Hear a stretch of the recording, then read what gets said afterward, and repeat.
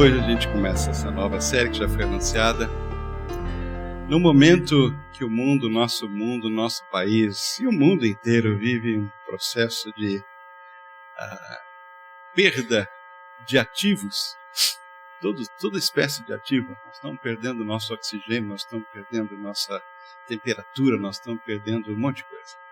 Nós estamos perdendo os nossos recursos financeiros, nós estamos perdendo a capacidade de produção, nós estamos perdendo a educação, nós estamos perdendo família, nós estamos perdendo um monte de coisa.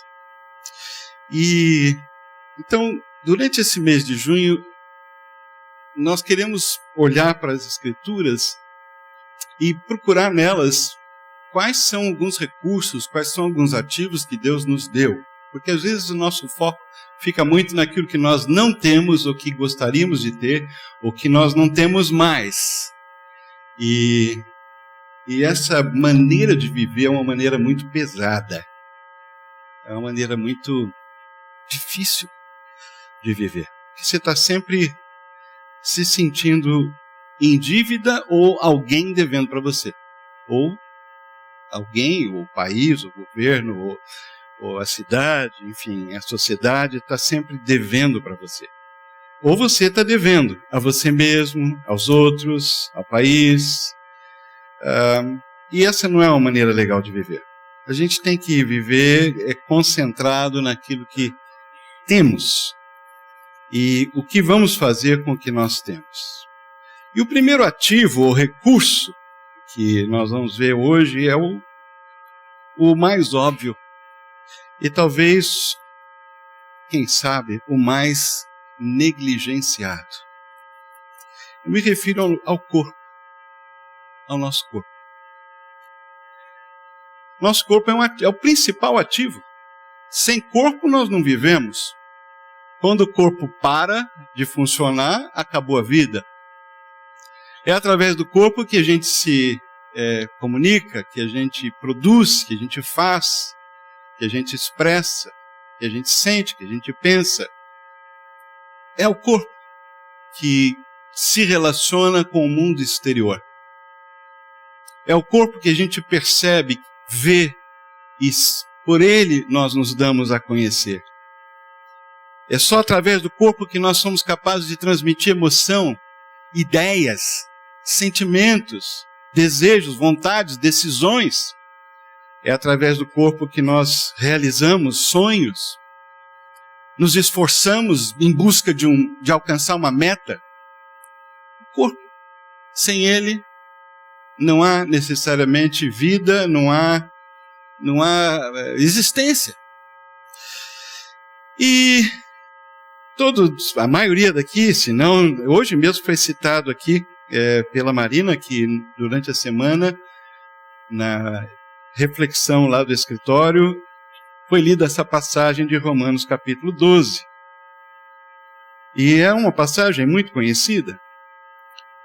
Paulo está terminando a grande carta que ele escreveu aos cristãos de Roma, e até o capítulo 11 ele está discorrendo acerca do fato de que ninguém é capaz de conquistar a salvação pelos seus próprios méritos. Ninguém, nem o religioso, nem o não religioso, nem aquele que era judeu na época, ou que pertencia aos outros povos, às outras nações, ninguém é capaz de, por si só, agradar a Deus, chegar diante de Deus e dizer assim, eu mereço a salvação. Eu posso viver para sempre no seu céu. Ninguém pode fazer isso. Aí, Paulo discorre do fato de que é apenas pela graça que a gente é salvo. Graça. Graça é algo que Deus nos dá, que nós não podemos produzir nem conquistar. Mas essa graça, ela precisa ser percebida, aceita, acolhida no nosso coração. Isso é a fé. É esse movimento que nós fazemos de aceitar o presente que Deus preparou para nós, que é a salvação, que é o perdão dos nossos pecados. E por que Deus pode oferecer isso? Porque alguém foi no nosso lugar e pagou a consequência, levou o castigo da nossa rebelião, que é algo que está em todos nós. Essa é a mensagem de Romanos. Pela graça nós somos salvos. E é o Evangelho que é o poder de Deus para a salvação de todo aquele que nele crê. O Evangelho são as boas novas de que Cristo morreu pelos nossos pecados e ressuscitou. Cristo está vivo. Isso tudo aparece capítulos 1 até o 11. Então, no capítulo 12, à luz dessa grande mensagem do amor de Deus, que sem o qual nós jamais poderíamos sair da nossa condição de perdido, de alienado de Deus, de autossuficiente, de se achar o tal e não precisar de Deus, que essa é a nossa condição natural. Natural. A criança já mostra isso em casa quando fala para a mãe e para o pai, não. A criança já mostra quando ela cresce e o pai diz não pode e ela transgride. Essa é a nossa natureza. E acompanha a gente pela adolescência, para a juventude, idade adulta, e a gente morre com essa natureza. Se ela não for uma natureza regenerada, resgatada, transformada, nós vamos continuar e Deus vai dizer para a gente não, naquele dia, em que haverá o acerto de contas. Mas Deus disse para a gente sim, e esse sim está baseado em nós aceitarmos o fato de que Cristo tomou o nosso lugar e morreu pelos nossos pecados. Enfim, à luz de tudo isso, Paulo então diz o seguinte, capítulo 12, versículos 1 e 2.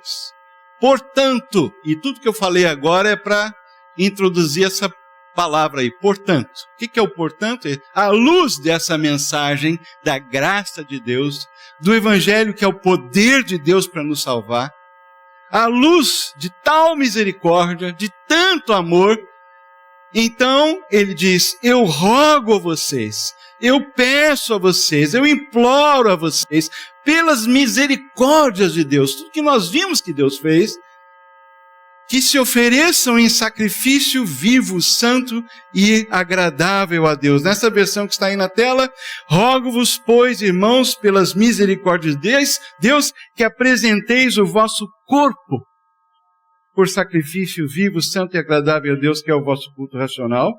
E não vos conformeis com este século, mas transformai-vos pela renovação da vossa mente, para que experimenteis qual seja a boa, agradável e perfeita vontade de Deus. Em outras palavras, o que Paulo está dizendo, à luz do que Deus fez e preparou para vocês, é possível cada um de vocês viver uma vida boa, gostosa, que vale a pena viver. É isso que Deus oferece para vocês. E para vocês poderem viver essa vida, vocês têm que entregar quem vocês são, tudo que vocês são, quem Deus fez vocês, colocar isso no altar de Deus como um sacrifício vivo, o seu corpo, que é a palavra usada no original. Apresenteis o vosso corpo por sacrifício não morto, mas vivo, santo e agradável a Deus. Bom, isso é uma linguagem assim mais teológica, né? São conceitos. Como é que tudo começou? A gente precisa começar do começo. E começou em Gênesis, no capítulo 2, versículo 7, quando a Bíblia, narrando a criação, já no segundo capítulo, diz que Deus, o Senhor Deus, formou o homem do pó da terra e soprou em suas narinas o fôlego de vida, e o homem se tornou um ser vivente. Aí que está o começo. O começo do ser humano, o meu começo, o seu começo, foi Deus pegando do pó da terra e formando do pó da terra um corpo. Pegou a matéria e formou, fez uma figura, uma forma, um formato. Foi assim que começamos. Nesse sentido, todos nós somos formados e os elementos, as substâncias, os átomos que compõem o nosso corpo são os mesmos que nós encontramos em todo lugar. Nós fomos organizados, esses átomos, essas substâncias, esses elementos são organizados de uma determinada maneira para ter esse formato e funcionar de um determinado jeito, mas a obra de Deus não se completou até que Ele, a Bíblia diz, tenha soprado nas suas narinas do homem, o fôlego de vida, e naquele momento o homem se tornou um ser vivente. Em outras palavras, tudo começa com um pouco de terra e um Deus que é um artesão, né? Ele é um artista, ele forma um corpo, e aí está lá, e você conhece a história do Pinóquio, né? Conhece a história do Pinóquio? Aquele boneco de madeira, né? Que de repente fica um menino vivo. Às vezes a história tenta imitar alguns conceitos. Não foi bem assim que Deus fez. Deus pegou do barro, da terra, formou e soprou nas narinas, ou no nariz, daquele ser inanimado, ainda não vivo, o fôlego da vida. E naquele momento, com o fôlego da vida soprado por Deus, e a gente pode dizer o sopro divino na matéria, que já estava formada, constituiu daquele momento em diante o que a Bíblia chama de uma alma vivente, ou um ser vivente. Em outras palavras, a criação de Deus, do ser humano, já desde o início, é uma criação única. Ela não é separada. Deus criou o homem, corpo e alma, os dois juntos, e um sem o outro não constitui o ser vivente. Para que seja um ser humano, tem que ter corpo e espírito, ou alma. Sem as duas partes juntas, não existe vida humana. Isso arrebenta com qualquer conceito de dualidade, dualismo, de maniqueísmo, ou de reducionismo. Na cosmovisão cristã não tem espaço para essa ideia da matéria ser má e o espírito ser bom. E é interessante que eu coloquei ao contrário, né? Eu coloquei o espírito embaixo, a matéria em cima. Porque do ponto de vista de Deus, o que nos constitui filhos de Deus ou criaturas divinas é o ato formador da vida, que é o sopro de Deus. O Espírito informa a vida, o Espírito anima a matéria. É Ele que dá sustentação, Ele que realmente determina o que o corpo vai fazer, vai ser, vai pensar, vai sentir, enfim. A própria vida no seu sentido prático. Não existe lugar na maneira cristã de enxergar o corpo para a gente entender o corpo como algo ruim. Não existe lugar para isso. O corpo é bom. É criação de Deus. Deus nos fez assim. Nós não podemos lidar com o nosso corpo, ou com qualquer corpo humano, como algo que não tenha valor.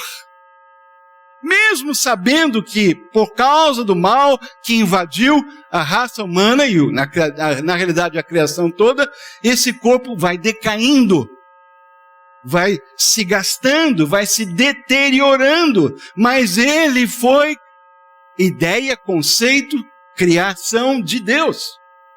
Então, quando nós consideramos o nosso corpo, nós temos que voltar lá atrás e entender que Deus nos criou assim. E o corpo, nesse ponto de vista, ele é santo. Ele é separado, ele tem uma função, ele tem um propósito.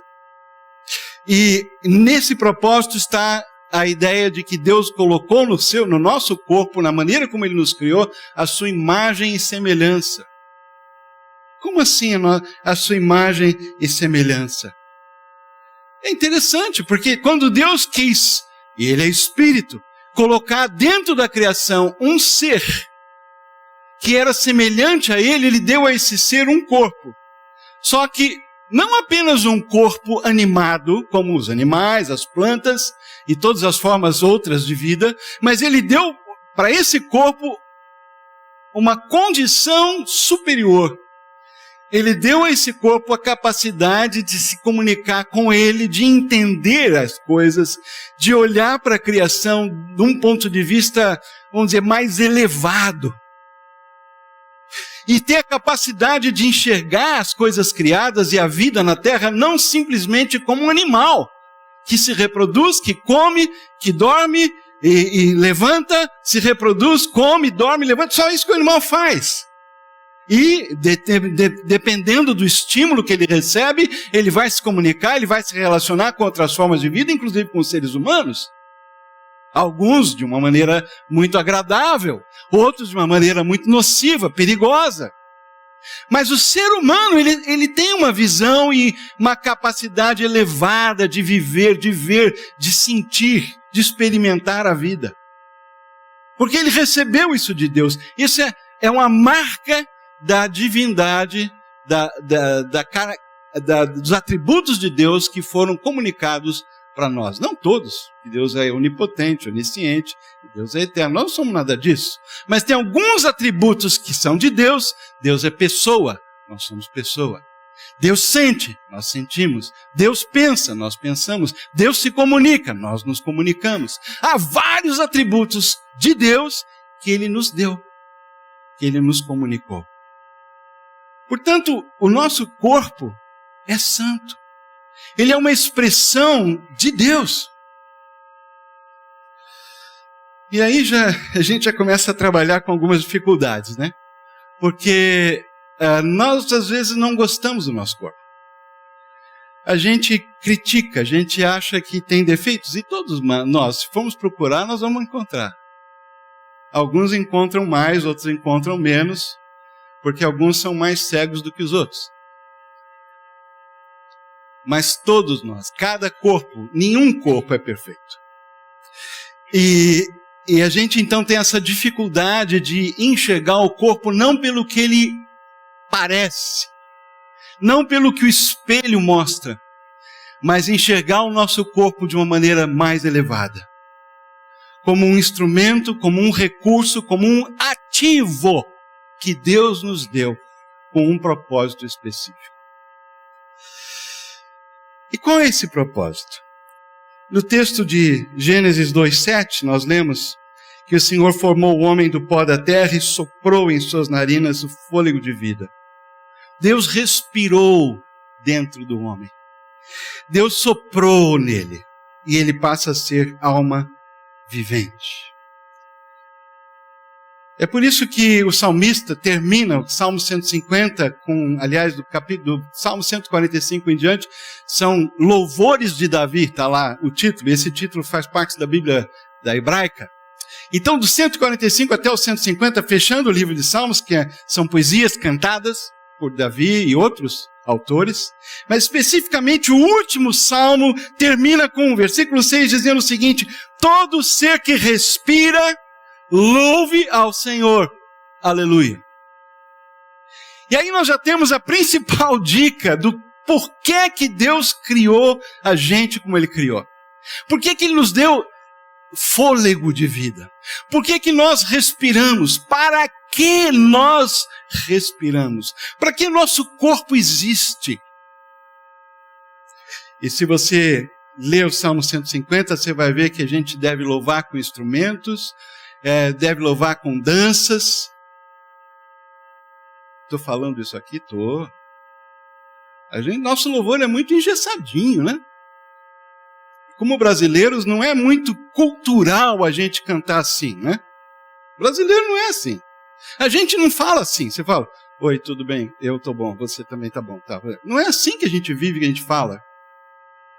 É ou não é? Não. Então, quando a gente pensa no corpo, e isso é uma implicação, já estou entrando um pouco em alguns detalhes aqui, uma implicação do nosso louvor, da nossa adoração, às vezes é uma questão de personalidade, pode ser de formação, a igreja que você cresceu, etc. Eu entendo tudo isso. Mas se o corpo é feito para louvar, ele tem que entrar no louvor. Ele tem que fazer parte desse louvor, mesmo no silêncio ou um pouco mais de movimento, porque o corpo existe para isso. Todo ser que respira, louve ao Senhor. Aleluia. Você está respirando hoje? Tá. Seu corpo está respirando? Está entrando oxigênio e saindo gás carbônico? Tá. Tá. Faz um exemplo, faz uma experiência. Respira. Inspira. Agora, expira. Faz de novo. Se você é capaz de respirar nessa manhã, você está sendo convocado para louvar e adorar o Senhor. A razão pela qual você acordou hoje de manhã foi para louvar e adorar o Senhor. A razão pela qual você está inspirando e expirando é para louvor da glória do nosso grande Deus. Essa é a visão, essa é a cosmovisão cristã. Nosso corpo serve para isso. É para isso e é por isso que Davi mesmo, no Salmo 139, diz: Tu formaste o meu interior, tu me teceste no seio de minha mãe. Graças te dou. Está vendo só? Ele pensa no corpo dele ainda no processo de formação intrauterina, a maravilha da criação, da formação, porque do jeito que foi o primeiro, só Deus fez. Mas Deus nos deu a capacidade de reproduzir outros corpos através do processo da reprodução. E enquanto nós estamos sendo formados, Deus já nos viu. Deus está tecendo no seio, nessa linguagem poética, no interior, no útero da mãe. E Davi, pensando nisso, diz: graças te dou. Só de pensar no corpo, na vida intrauterina, ele já agradece. Ele já louva a Deus pelo corpo que está sendo formado. Antes de existir qualquer dia na vida dessa pessoa, antes dela nascer, tuas obras, ele diz, visto que de modo assombrosamente maravilhoso me formaste. Tuas obras são admiráveis, a minha alma o sabe muito bem. Uma das coisas que me chama a atenção é a capacidade que o nosso corpo tem de se reconstituir, de se renovar, de se regenerar, mesmo com doenças que são crônicas e, entre aspas, incuráveis, o corpo luta até o fim. Deus fez o nosso corpo para viver. Deus fez o nosso corpo de uma maneira maravilhosa. Deus colocou no nosso corpo, e o médico devia estar aqui falando sobre isso, mostrando com imagens, sistemas fantásticos. A gente estuda um pouco na escola, mas é fantástica a maneira como o corpo trabalha. Se nós não enxergarmos o nosso corpo como Deus quer que nós enxerguemos, nós vamos estar preocupados simplesmente com a forma, com a casca, com o invólucro, com a aparência. E isso é muito pouco. Isso é quase que uma prostituição espiritual. Porque nós vamos lidar com o nosso corpo fora do propósito para o qual Deus o criou, que é para a glória dele. Agora, eu gostaria de ser prático. E tem algumas coisas práticas acerca do nosso corpo. Algumas partes do nosso corpo que a Bíblia destaca. E o primeiro deles são os nossos olhos. Em Lucas capítulo 11, versículo 34, está escrito que são os olhos a lâmpada do teu corpo. Se os teus olhos forem bons, todo o teu corpo será luminoso. Mas se forem maus, o teu corpo ficará em trevas. Repara, pois, que a luz que há em ti não sejam trevas. Se, portanto, todo o teu corpo for luminoso, sem ter qualquer parte em trevas, será todo resplandecente como a candeia, ou a lâmpada, o abajur, como quiser, o candelabro, quando te ilumina em plena luz. Uma parte do corpo que é fundamental é os olhos. E os olhos, ele representa aqui os sentidos. É aquilo que a gente permite que entre em nós através das janelas da nossa alma. São os nossos ouvidos, nossos olhos, mas aqui especificamente os olhos. Essa é uma parte que na Bíblia inteira há um foco tremendo para os olhos. E os olhos, eles chegam primeiro. Eles percebem. Às vezes é um som, mas o som leva você a virar, não é? O som pode ser algo gatilho, mas seus olhos já viram. Um perfume pode ser um gatilho, seus olhos viram. Quando você vê alguém com vestida com uma roupa com pouco pano, e passa diante dos seus olhos, você tem toda a liberdade de não olhar a segunda vez. Não precisa olhar. O primeiro estímulo foi aleatório, mas o segundo estímulo já vai ser provocado. Quando você liga o computador, o seu note, o seu iPad, e você de repente entra numa página do UOL e tem lá uma fotografia, eu não assino o UOL, mas eu sei que de vez em quando na primeira página do UOL tem lá um assunto, um tema. E se você quiser navegar lá dentro, se você é assinante, você vai para onde você quiser. E eu não estou falando do UOL, que é um serviço, né, que paga, mas tem tanta coisa de graça. E você é senhor, naquela hora você determina qual a tecla que você vai apertar, qual é o site que você vai navegar. Porque os seus olhos estão ali. E naquela hora você não pode simplesmente dizer a carne é fraca. Ou o diabo me fez fazer isso. O diabo é mais inteligente que você. Ele não precisa fazer nada, ele só fica assistindo. Ele não vai perder tempo com você, porque você já está totalmente preso naqueles estímulos que você deveria controlar.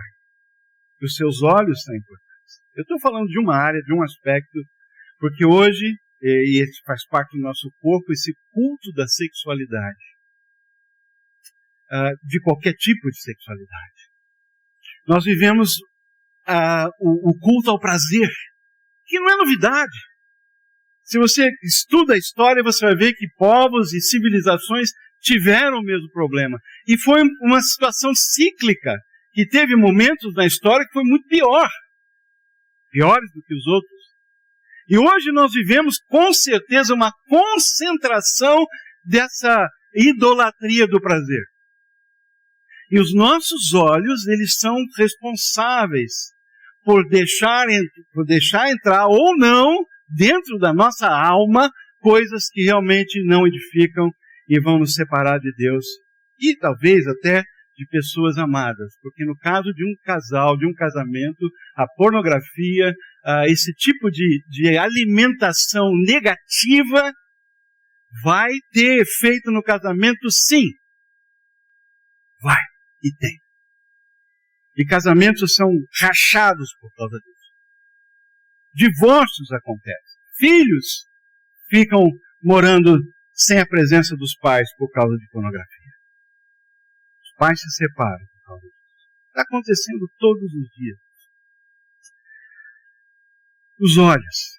Essa parte do corpo precisa de atenção. Garotada e velharia. Isso é para todos nós. Eu lembro de uma história de um santo homem de Deus, professor de seminário teológico, e um dos alunos foi convidado para uma reunião de oração, e era um desses caras que quando falava, todo mundo ouvia, tinha livros publicados, era realmente uma vida bonita, gente. Bonita. Digno de se imitar. E naquela reunião de oração, o estudante de teologia, seminarista, convidado para fazer parte junto com os professores, era uma reunião especial, e ele então ouve esse velho mestre orando de joelho, pedindo a Deus: Senhor, tem misericórdia de mim, por causa das tentações que eu tenho tido na área sexual. Não existe idade, não existe quantidade de Bíblia que você conhece, você é responsável pelos seus olhos. O que você deixa entrar na sua vida pelos olhos. Você é responsável. E quanto mais cedo vocês aprenderem a lidar com esses impulsos, melhor. Quanto mais cedo. Porque aí vocês vão, não somente vai ser bom para vocês, mas vocês vão poder ajudar outros com a mesma dificuldade. Essa é uma dificuldade universal. E hoje, e ela não é pior para homem, nem melhor para mulher, agora é geral. É geral. Olhos. Se o teu corpo for luminoso, sem qualquer parte em trevas, ele será todo resplandecente como a luz, uma candeia que te ilumina em plena luz. Os olhos são a lâmpada do corpo. Segunda parte do corpo que eu queria destacar é a língua. E eu gostaria de ler alguns versículos, eu só coloquei aí na tela os versículos 5 e 6, mas vale a pena. Versículo 2, todos tropeçamos de todas as maneiras, Tiago capítulo 3, versículo 2. Se alguém não tropeça no falar, tal homem é perfeito, sendo também capaz de dominar todo o seu corpo. Quando colocamos freios na boca dos cavalos, o que é freio, né? Aquela ferrinha que tem aqui, a velha. Quando colocamos freios na boca dos cavalos para que eles nos obedeçam, podemos controlar o animal todo. Toma também como exemplo os navios, que embora sejam tão grandes e impelidos por fortes ventos, são dirigidos por um leme muito pequeno, que fica lá embaixo, né? Aquele leme dirige o navio, que é enorme, apesar do vento, conforme a vontade do piloto.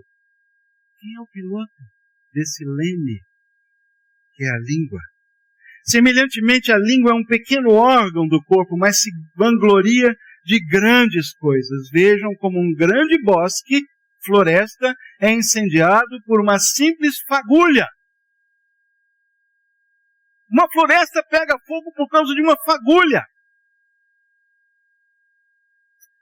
E aí ele continua no versículo 6, assim também a língua é um fogo, é um mundo de iniquidade, colocado entre os membros do nosso corpo, contamina a pessoa por inteiro, incendeia todo o curso da sua vida, sendo ela mesma incendiada pelo inferno. Aí ele cita vários animais, aves, répteis, criaturas do mar, são domadas, e têm sido domados pela espécie humana. A língua, porém, ninguém consegue domar. É um mal incontrolável, cheio de veneno mortífero. Com a língua bendizemos o Senhor e Pai, versículo 9, e com ela amaldiçoamos aos homens, feitos à semelhança de Deus.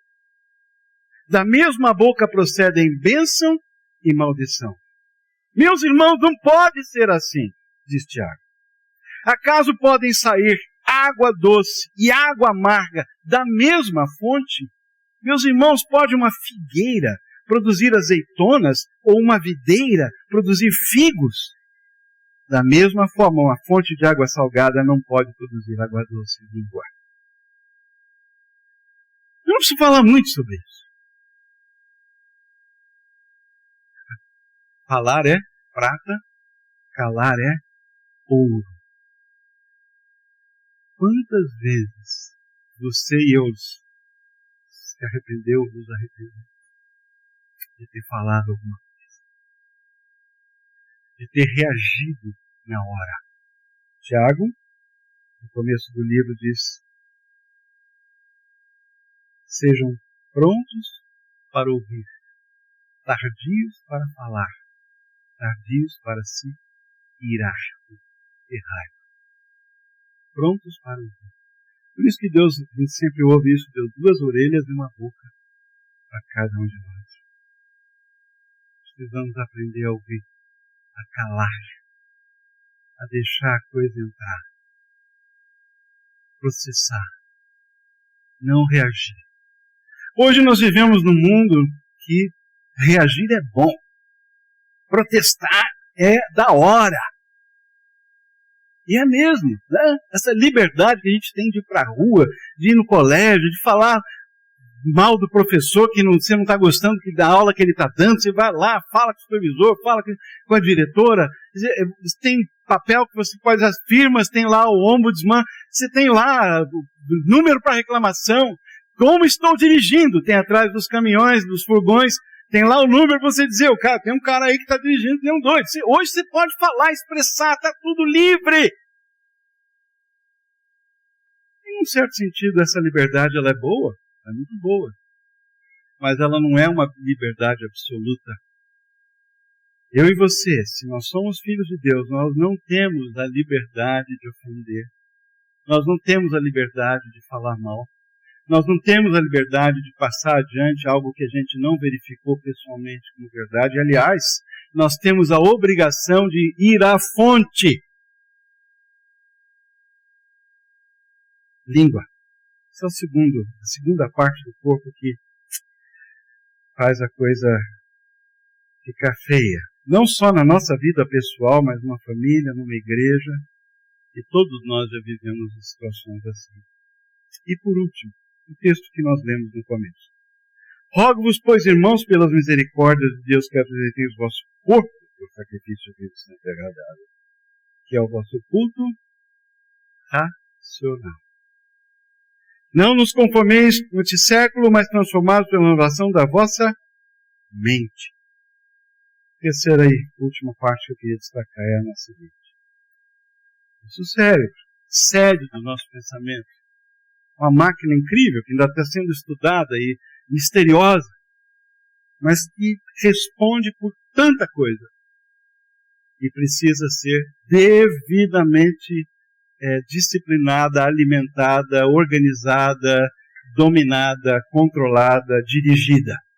E é por isso que a palavra de Deus nos dá o conteúdo programático, a matéria, o estudo que vai fazer da gente pessoas eficientes e proficientes na nossa vida diária. É a Bíblia, é a palavra de Deus, é ela que renova a nossa mente. E é interessante porque isso não tem atalho.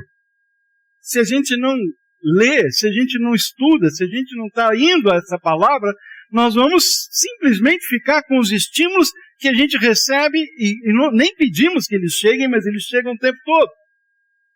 Ou que nós somos forçados a, por exemplo, o número de horas que você passa sentado ouvindo o professor dando aula, e o número de horas que você passa estudando para uma prova. Olha só a quantidade de conteúdo que entra em você. E depois, quando você vai ter uma profissão, você vai ter treinamento, vai fazer isso, vai fazer aquilo, vai para lá, vai para cá. E tudo é quantidade de conteúdo, treinamento, estudo. E quando a gente compara a quantidade de tempo que nós usamos para formatar o nosso cérebro, a nossa mente, o nosso pensamento, esse computador com uma memória fantástica, de tanta coisa que é interessante, que tem valor, que tem o seu propósito, e a gente compara isso com o tanto de Bíblia que a gente permite ou que proativamente a gente vai buscar. Hoje terminou o curso da espiritualidade emocionalmente saudável. Um grupo de 15 fiéis, segundo o Jovaldo, estavam aqui de manhã. Vários domingos. Quantos domingos ao todo? 11? 9? 9 domingos, alguns foram pulados. O objetivo desse curso é exatamente nos ajudar a criar um hábito, esse prazer, essa vontade de estar na presença de Deus, mesmo quando a gente não tem vontade, porque o efeito sempre é bom e na palavra.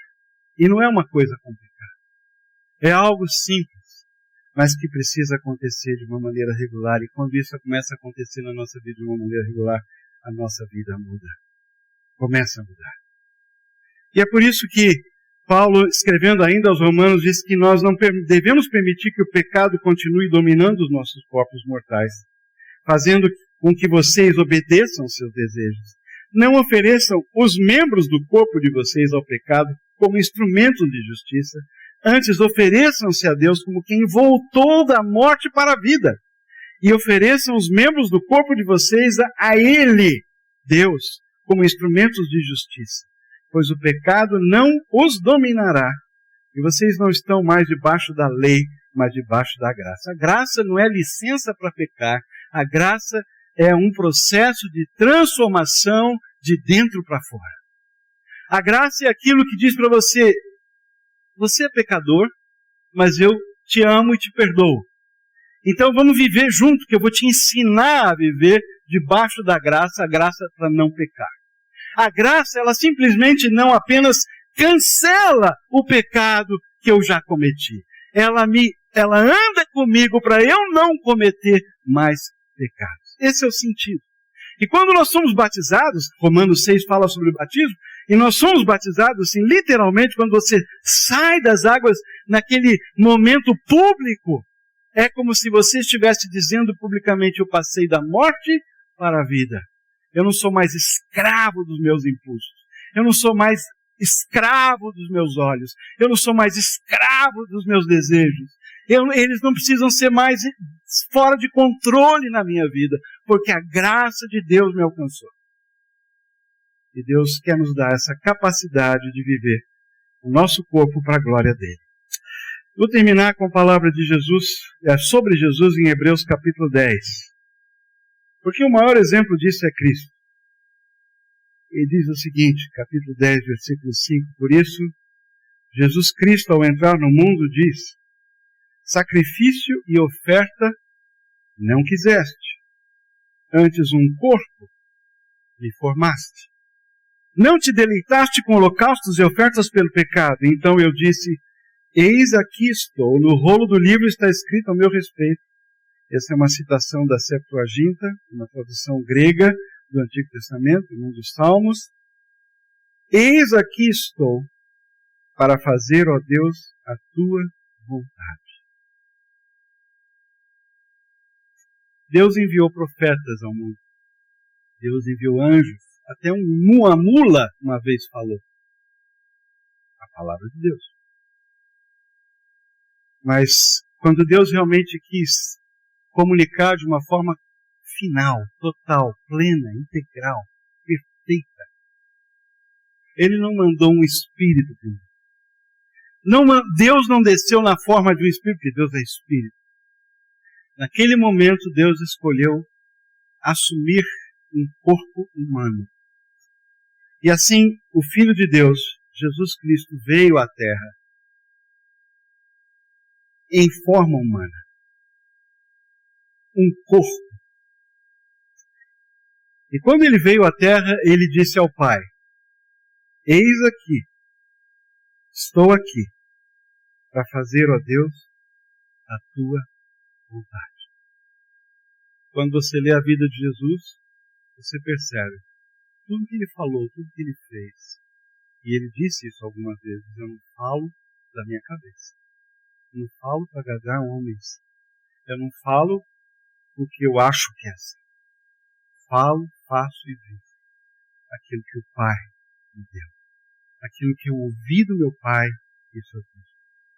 Essa dependência total é o que Paulo quis dizer quando ele diz, irmãos, pelas misericórdias de Deus, entreguem-se.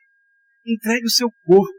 Olha para o seu corpo, quando você acordar de manhã, não, tem remela aqui, né? Tem aquilo aqui, uma espinha que surgiu, né? Hoje tem uma espinha aqui, ai mãe, uma espinha, eu vou para a escola com essa espinha. Olha para o seu corpo, isso é normal, somos assim. Mas depois que passar o momento espinha, olha para o seu corpo e lembra, o meu corpo é um instrumento de aleluia. É um instrumento para a glória de Deus. Eu existo e eu vivo, eu sou um ser vivente, eu não sou um espírito desencarnado. Eu sou uma alma vivente, eu sou corpo e alma. Isso que eu sou, Deus me fez assim, para a glória dele. Então, os meus olhos, minha mente, tudo que eu sou, tudo que eu tenho, esse corpo que Deus me deu, esse ativo, esse recurso primário e importante, talvez o primeiro e o mais importante de todos, eu apresento assim. Ele é teu, é teu louvor. Eu estou aqui, sou um sacrifício vivo do Senhor. Cuida da minha língua, cuida dos meus olhos, cuida da minha mente. Me ajuda hoje, Senhor, a te glorificar com cada parte do meu corpo, do jeito que ele é, com dor, pé doente, com a cabeça às vezes doendo, do jeito que tiver. Mas eu quero que o meu corpo seja para o teu louvor esse dia. Essa é a oração que nós devemos fazer todos os dias. Não é uma oração que tem limite de idade. E nós vamos agora proclamar essa graça de Deus que nos alcançou, participando juntos da mesa do Senhor. Pai, agora quando nos preparamos para participar da tua mesa, nos lembramos do corpo de Jesus que foi dado por nós. Como lemos, ele veio em corpo, Ele veio encarnado. Porque o último Adão que ele foi, tinha que encerrar um ciclo de pecado no seu próprio corpo que ele fez, morrendo, né? Para começar uma nova raça. Por isso a Bíblia chama ele de segundo homem. Uma nova raça se inicia nele. E nós agradecemos que fazemos parte dessa raça. Todos nós estamos em Cristo Jesus. E como ele mesmo, quando veio para o mundo, disse: eis aqui o meu corpo para fazer a tua vontade. Queremos nessa hora também nos entregar ao Senhor, mais uma vez, para fazer a tua vontade.